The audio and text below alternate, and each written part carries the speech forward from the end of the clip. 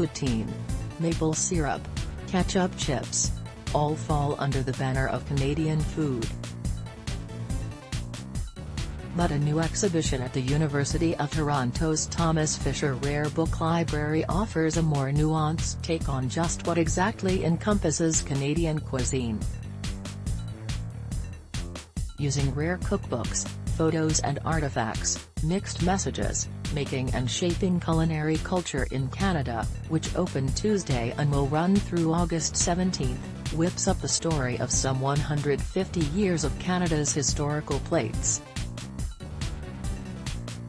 Deconstructing the idea of Canadian identity is at the heart of the exhibition, says co-curator Irina Mihalake, who is an assistant professor of museum studies at the university. What we wanted to do is, rather than say this is what Canadian culinary culture looks like, we wanted to show how chaotic and messy and impossible it is to pin down, Mihalake explains in a press release.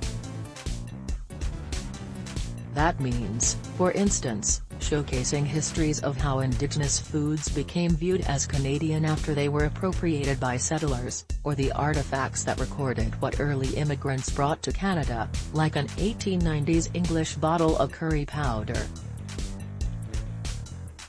Various cookbooks also shed light on Canada's trending recipes.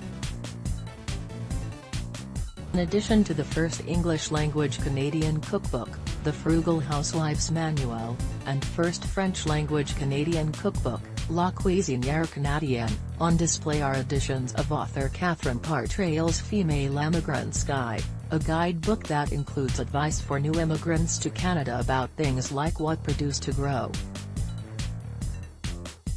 Trail could arguably be the first person to create Canadian cookbooks with Canadian people in mind and Canadian ingredients, co-curator Elizabeth Rodolfo, a special collections projects librarian at Thomas Fisher Library, say in the release.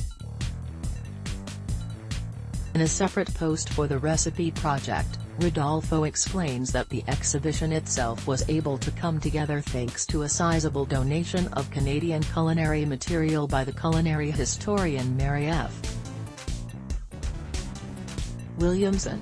Armed with the materials, the curators decided to organize the show not based on chronology but rather people. Some of our primary goals were to amplify the voices and stories of women in Canadian culinary history and to explore who had agency and who did not in the creation of this shared culture, she writes.